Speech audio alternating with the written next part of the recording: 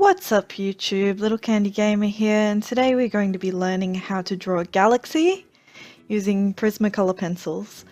The first step in this process is to choose your colours. I'll be popping a link in the description of which colours I use for this particular tutorial. Okay, they're not the only colours that you can use. You can pretty much use any colours that you like. So this is just my way of drawing galaxies. A little disclaimer here, it's not the only way, it's not probably even the best way.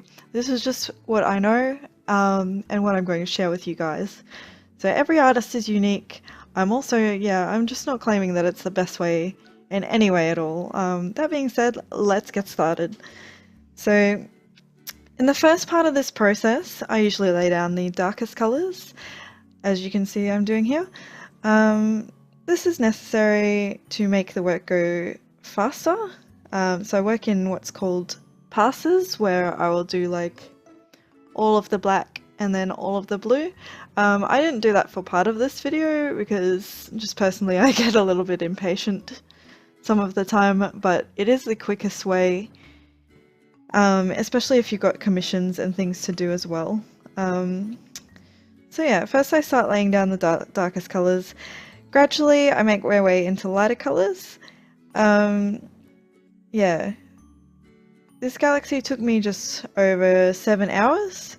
That's just the footage time of what's shown here. So firstly, I'm going and laying down the foundation layers of black. So I do it more so in this second half here, which it may look like it only takes 8 minutes or something here, but in reality it took a very, very long time. This shouldn't be a 10-minute process at all. This should take you quite a while. If it doesn't, then you may want to rethink your technique, because just taking your time and going slower is pretty necessary in art, even if you are churning them out at a professional level. Because I do this as a full-time job and I do need to do them quite quickly. But in saying that, you can't rush art. There's just no way to rush art and still do a good job. So firstly, we lay in the black, and then nextly I'm going to lay in the next lightest colour. In this instance I'm using a pencil solvent just to blend out the black colour. So that helps me because when you're laying down black it can be really hard to get it into the holes in the paper. Mine is called Zest It Pencil Blend and it's around $20 a bottle, give or take. It might be like $19, it's not accurate. To use the pencil blend I simply dip it in the mixture and I dab off the excess. I make sure that there's enough pigment down on the paper first too, so that's very important when you're using a solvent. That way I'm not putting the blend straight onto the paper, which can cause oily residue to bleed through the paper, and you really don't want that if you're selling your work, or in general anyway. I just wouldn't want an oily residue on the back of my drawing. The other thing I do is see the little glove that I'm wearing? That is to stop my drawing smudging. So some people like to use a scrap piece of paper and just place it under their hand. Personally, I don't really like moving a piece of paper around my work surface while I'm working. So I feel more comfortable using one of these gloves. They're actually meant for tablets, I know that, but they help me not to smudge my work. I also go in and I use a matte fixative, and that helps me to smooth out the surface that I'm working on. The brand that I use is called Mikador, and I believe you can get it from Officeworks for about $14 for a large can, or Eckersley's, I think it's around $16 for a smaller can. But I wouldn't recommend that. That's what I started off getting. You know, you make mistakes when you first start out, and that's totally normal and totally okay. Yeah, so I'm going through, I'm working in sections. I'm using tiny light circles to layer up the pencil. I'm not pressing very hard on my pencil at all. Art shouldn't be hurting your wrist, especially if you want to do it full time. It shouldn't be hurting you. So I use a circular motion to create tiny wispy cloud-like patterns.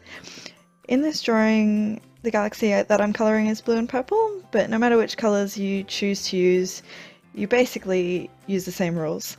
As long as you're using similar shades and graduating from dark to light, the same concept applies.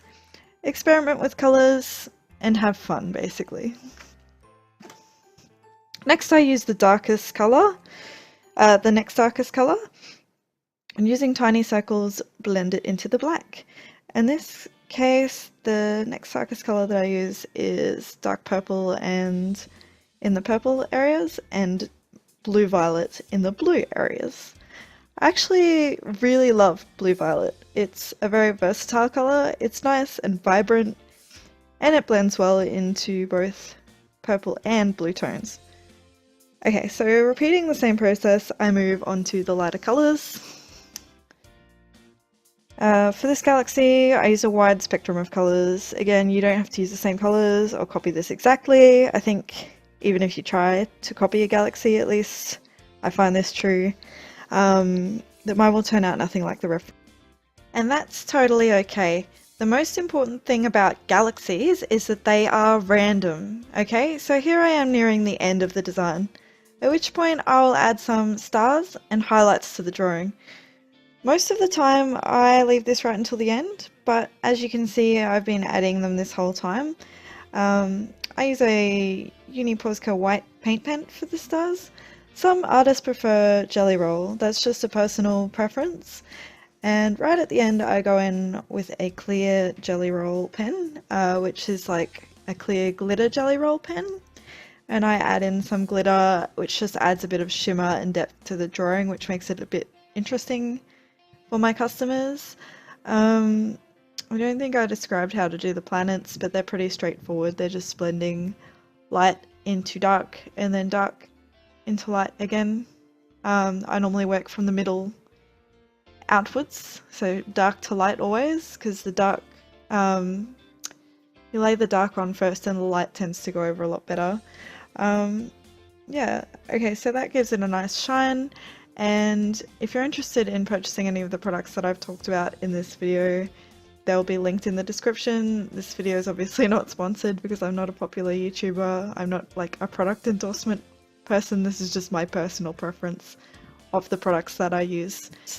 So anyway, to summarize this very short Galaxy tutorial, have fun, experiment, and enjoy your Galaxy drawing experience. If you stayed this long, thank you for making it this far. This is my very first Galaxy tutorial.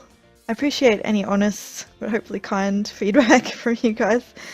If you enjoyed this video, please drop it a like, a comment, and if you'd like to see more from me in the future, don't forget to subscribe. I'll see you next time on Little Candy Gamer.